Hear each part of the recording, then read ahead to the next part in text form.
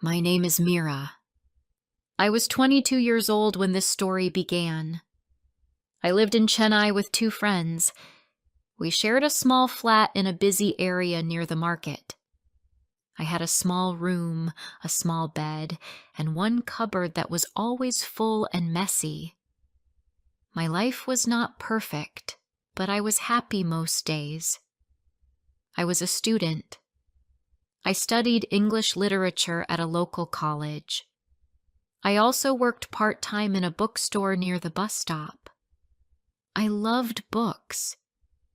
I loved reading and writing. One day, I wanted to write my own story. But more than that, I wanted to feel something special. I wanted something real. I wanted to feel love. That evening, I was sitting on my bed. My room was warm and quiet. I picked up my phone and sent a message to a friend. It was a simple message. I asked, "Are you coming for dinner tonight?" But I made a mistake.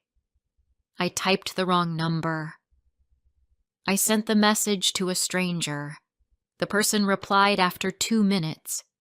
He said, "Sorry, I think you sent this to the wrong number." I smiled. I said, "Oh, I'm sorry. My mistake. But maybe you should come for dinner anyway." I don't know why I said that. Maybe I was bored. Maybe I wanted to talk to someone. Maybe I just wanted a small story to tell. He replied with a funny message. He said, "I would love to, but I live in Delhi." I laughed. Then I asked his name. He said his name was Karan. He worked in a tech office in Delhi. He said, "I go to work. I sit in meetings. I write code. I drink coffee. Then I sleep. And I do the same thing the next day." I said, "You sound like a robot." He said, "And you sound like a storm." I laughed again. His reply was strange, but sweet. We kept talking that night. It was not serious. It was light and funny. I did not feel nervous. He did not ask anything wrong. We just talked like old friends. The next day, I woke up and checked my phone. There was a message from Karen. He said, "Good morning, Mira. I hope you slept well." That small message made me smile. I replied, "Good morning. I slept okay. What about you?" That day, we talked more. I told him about my college. I told him about the bookstore. He told me about his job and his friends. He liked reading poems, but he never shared them with anyone. I told him I wanted to write a book one day. He said, "One day I will read your book and say, 'I know this writer.'" Our messages continued every day. I liked talking to him. He made jokes when I was sad. He asked me about my day. He remembered small things. When I said my teacher was rude, he said, "You need a medal for best eye roller in Chennai." I laughed so hard. I felt free when I talked to him. I could say anything. I did not have to pretend. I could be myself. At that time, my life was not easy. My parents were fighting back home in Coimbatore. My friend in the flat wanted to move out. I was late on my rent. I felt alone. But when I talked to Karan, I felt better. After 2 weeks, he asked if we could talk on the phone. I said yes. That night, I sat on the balcony with my phone. The sky was dark. There was a light wind. I called him. His voice was soft and nice. He asked about my day. I asked about his poems. We talked for 1 hour. Then we talked again the next night. And the night after that. Every day, I waited for his message. Every night, I waited for his call. I was happy. My heart felt light. One night, I asked him, "Do you believe in love?" He said, "No, I don't believe in love stories. They don't last." I was quiet. Then I said, "Maybe you don't believe because you never had one." After that, he was silent. He didn't speak for a minute. Then he said, "Maybe." 1 week later, he asked me a question. He said, "Can we meet?" My heart beat fast. I did not know what to say, but I said yes. He booked a flight to Chennai for the weekend. He said, "I will see you on Saturday." I felt nervous. I cleaned my room. I washed my hair. I looked at the one photo he sent me and hoped I would recognize him. On Saturday, I went to the airport. I stood near the gate. My heart was beating fast. Then I saw him. He was walking slowly. He was holding something in his hand. It was a small plant, a tiny green plant in a paper bag. He smiled and said, "For your balcony. It looked a little empty in your photos." I smiled too. I felt shy, but happy. He was not very tall. He was not very handsome. But he looked kind. He looked real. He looked like someone I knew for a long time. I liked him. I liked his eyes. I liked his smile. We spent 2 days together. We walked near the sea. We sat on a bench and watched the waves. We ate street food. We drank coconut water. He told me stories. I laughed. I listened. He listened too. He did not try to impress me. He just wanted to know me.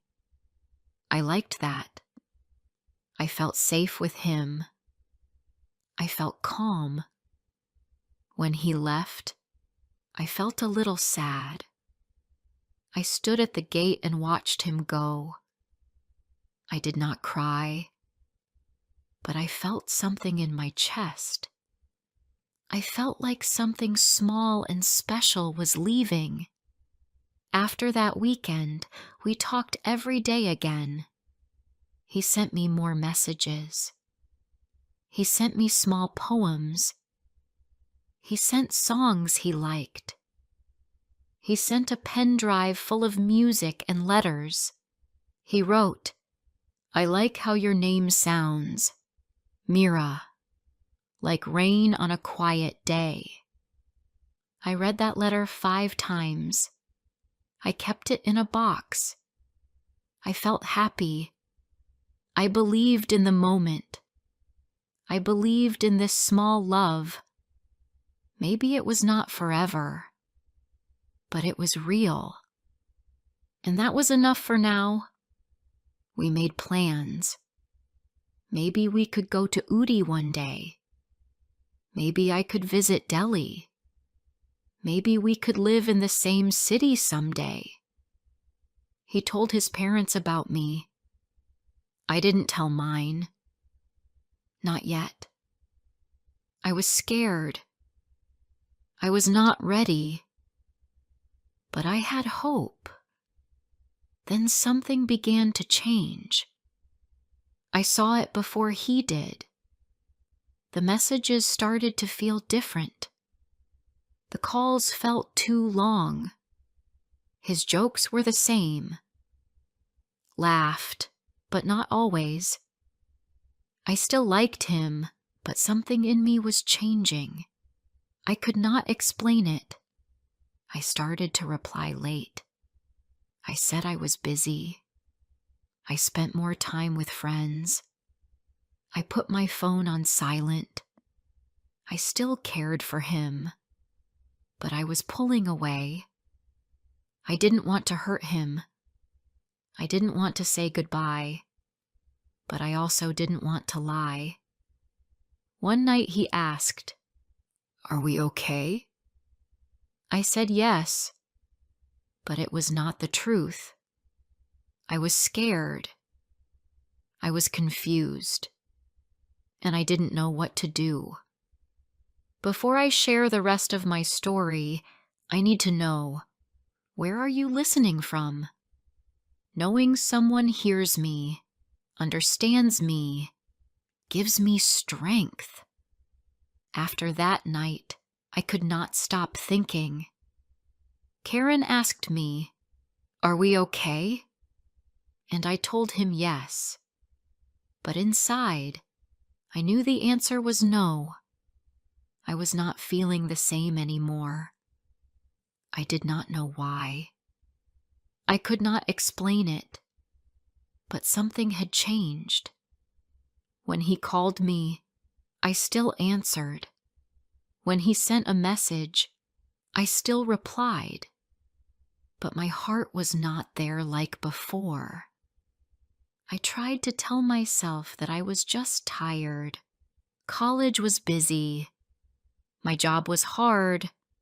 My parents were still fighting back home. My friend was getting ready to leave the flat. I had so many things in my head. Maybe that was why I felt far. But deep down, I knew that was not the full reason. I still cared about Karen, but I was not excited to talk to him. I started to wait before replying. I looked at his messages, but did not open them right away. Sometimes I said I was busy when I was not. He noticed. I could hear it in his voice. He sounded quiet. He asked simple questions. "Are you okay? Did I say something wrong?" I told him no. I told him I was just tired. He said, "Take your time. I'm here." That made me feel worse. He was still kind. He was still patient. But I felt bad for not feeling the same way. One day, I sat on the floor in my room. I was alone. My phone was next to me. I picked it up and typed a message. I said, "I need time to think. I hope you understand." I stared at that message for a long time. I didn't want to hurt him, but I also didn't want to keep pretending. After a few minutes, I pressed send. Karen did not reply quickly. I waited, looking at the phone. I walked around the room, then came back to the bed. My hands felt cold. My chest felt tight. After 1 hour, he replied. It was one sentence. He wrote, "I'll wait, no matter how long." I felt tears in my eyes. I cried that night. Not because I was angry, not because he was bad, but because I still loved him, and I didn't know what to do with that love. After that, we did not talk much. I stopped calling him. I stopped replying to his messages. But he did not stop. he kept sending small things. A song I liked, a photo of the plant he gave me, a joke he knew would make me smile. And then, on my birthday, he sent me a letter. A real letter in an envelope. I looked at it for many days. I didn't open it. I was scared of what was inside. I was scared of his love. I was scared because I did not feel the same anymore. I started to focus on my college work. I started writing again. I applied for a writing job in Bangalore. I wanted to go to a new city and have a new life. I told myself that it was better this way. I said, maybe this is the right time to move on. I tried to be busy every day. I worked. I cleaned. I walked outside. I filled my time with noise. One day, I sat in a small cafe. It was near my college. I was drinking tea and writing in my notebook. At the next table, 2 girls were talking. One girl said something. She said, "People don't really wait. They just pretend they are okay." I stopped writing. I looked at the table. My hands began to shake. Because I knew the truth. Karen was not pretending. He was really waiting. It had been almost 3 months. I had not spoken to him. I had not said goodbye. I just stopped. But he was still there. He was still hoping. The next morning I checked my mailbox. There was another letter from him. This time I opened it. My hands were slow. My heart was full of fear. The letter was short. His handwriting was neat and soft. There were no questions, no anger, just one quiet line. He wrote, "I hope the world is being kind to you. I still believe our story had meaning." I did not cry. I just sat there, holding the paper. My eyes were full. My heart was heavy. I put the letter in my drawer with the others. Soon, it was time to move to Bangalore. I got the writing job. I packed my books, my clothes, and the letters. I left Chennai with a small bag and a quiet heart. In Bangalore, everything was new. The roads were big. The people walked fast. I stayed in a small room. It had one table and one window. I started work. I wrote blog posts and edited short stories, but Karen was still with me. He was not there in the room, but he was there in my mind. He was in my heart. I went on a few dates in Bangalore. One boy liked music. One boy liked cooking. They were nice.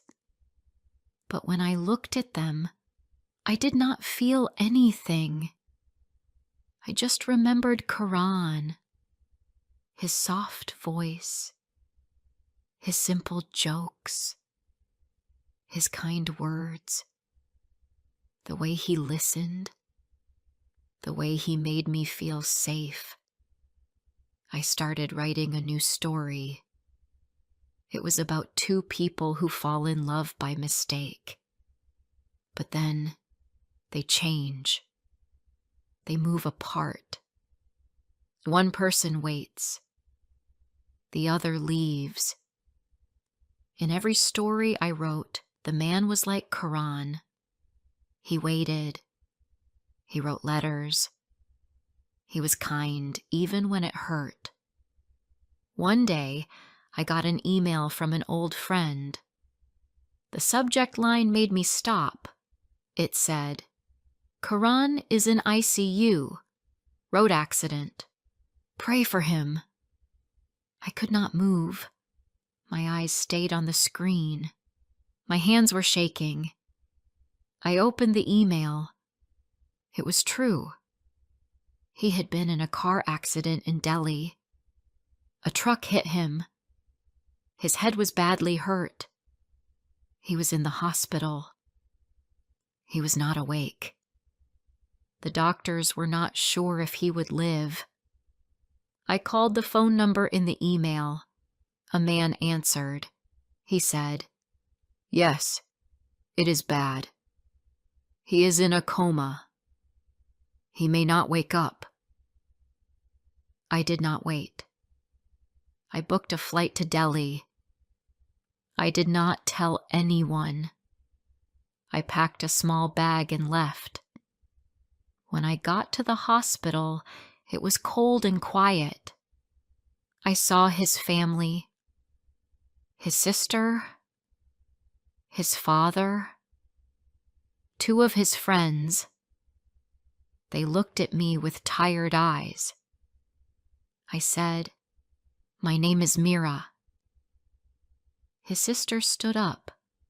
She said, "He wrote about you in his notebook. He loved you." I could not speak. I just sat down beside her. The nurse said I could go in for 5 minutes. I walked into the ICU.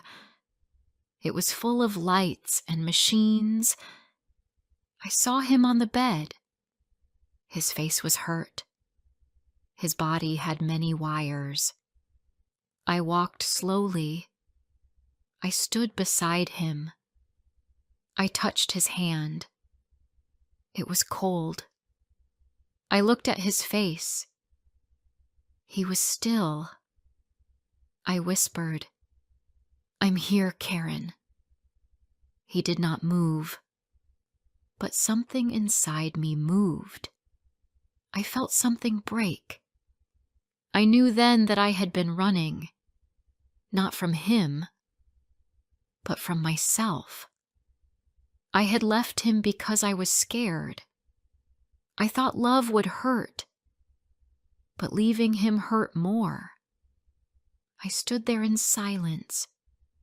I held his hand. I started to cry. I cried for the time we lost. I cried because I was late, but I was there now, and I would not leave. Karen stayed in the hospital. He did not wake up. The doctors said, "It will take time. We are trying our best." I came every morning. I sat near his bed. I read to him. I played soft songs. I told him small stories from my day. I hoped he could hear me. On the 3rd day, I found the letters he wrote me. I had kept them in my bag. I read some of them aloud. His words were sweet and kind. I wanted him to know that I remembered everything. I held his hand while I read. On the 5th day, something happened. I was reading a line from his birthday letter. Then I saw his fingers move, just a little. I called the nurse. The nurse ran out to call the doctor. I stood there, not breathing. I looked at his hand. It moved again. The doctor came in. He checked the machines. He checked Karen's eyes. Then he smiled. "He is waking up," the doctor said. "He is coming back slowly." I felt tears in my eyes. His sister came in. She started crying too. That night, Karen opened his eyes. He looked around. His eyes were not clear, but they were open. He looked at me. I smiled. He looked at me for a long time. Then he said my name. Mira. Just that one word. But it felt like the sky opened. The doctor said he needed rest. Karen could not speak much. His body was weak, but he knew who I was. He remembered me. That was enough for me. I sat with him every day. I gave him water. I helped him eat. I talked about simple things. One evening, I told him everything. I said, "I'm sorry I left. I was scared. I didn't know how to stay." Karen listened. He said nothing at first. Then he held my hand. He said, "You came back. That's enough." He stayed in the hospital for 6 weeks. His body healed slowly. He could walk again, but only with help. His memory was not perfect.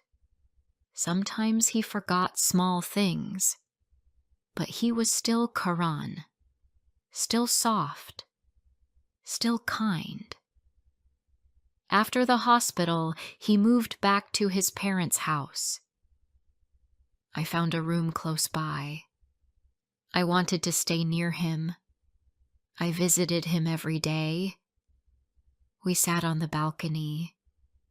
We drank tea. Sometimes we talked. Sometimes we were quiet. That was okay. He was not the same as before, but I was not the same either. And maybe that was fine. We had both changed. We did not rush anything. We did not say, "We are together now." We just spent time, one day at a time, one smile at a time. One afternoon, we sat under a tree. The sun was warm. He looked at me. He said, "You don't have to stay. I am not the same." I looked at his hand. There was a small scar. I touched it. Then I said, "You were never meant to stay the same. Neither was I." We built a quiet life. It was not full of big events, but it was soft and warm. I wrote again. He helped me check my words. He pointed out small mistakes. He liked to help. I liked to hear his thoughts. We were a team. Some days were hard. Karen got tired easily. He could not read long pages. He sometimes forgot names or places. At night, he had trouble sleeping. He looked at the ceiling for hours. I stayed next to him. I held his hand. One evening, he gave me a gift. It was a notebook, wrapped in old paper. "I wrote this for you," he said, "when I could still write more." I opened it. The first page had a short line. "You left, but you came back." I read all the pages. He wrote poems, memories, small thoughts. One page said, "Even pain is easier when you know someone still loves you." Another page said, "I don't need a perfect ending. I just want one that feels real." I closed the book and held it to my chest. It felt like gold. After 1 year, he asked me to move in. I said yes.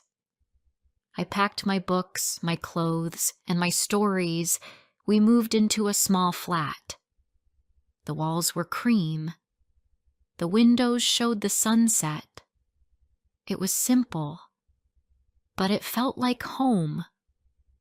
We had a good routine. Morning tea, short walks, reading together. We didn't travel much. We didn't go to big events. But we were happy. The flat was quiet. The air was full of love. It was enough. Then one morning, something went wrong. Karen was in the bathroom. I heard a sound. I ran in. He was on the floor. I called for help. The ambulance came fast. In the hospital, the doctor said, "It is a problem from the old injury. It is serious." He had surgery again. I waited alone in the hospital. The nurse gave me a chair. I sat with the notebook in my hand. I opened the last page. It said, "If I go, tell them I went loving you." He lived, but this time, he was not the same. His memory got worse. He forgot more things. He could not read well. He got confused in crowds. The doctor said, "Maybe it will get better. Maybe it won't." We went home together. I helped him with everything. I told him where things were. I helped him dress. I read him his poems. I told him how we met. I told him our story again and again. Sometimes he remembered. Sometimes he didn't. But he always smiled. One day he said, "I don't know if this is real or a dream, but it makes me happy." That was enough for me. Years passed. People asked me, "How do you stay so strong?" I didn't always have words, but I knew one thing. When someone gives you their heart, you must take care of it. Even if it is broken, even if it is tired, you don't leave. You stay. Karen passed away 3 years later. It was a quiet morning. The sky was soft. He was sitting by the window. He was holding his notebook. He looked like he was sleeping, but he was gone. I did not cry at once. I sat with him. I held his hand. I read his words.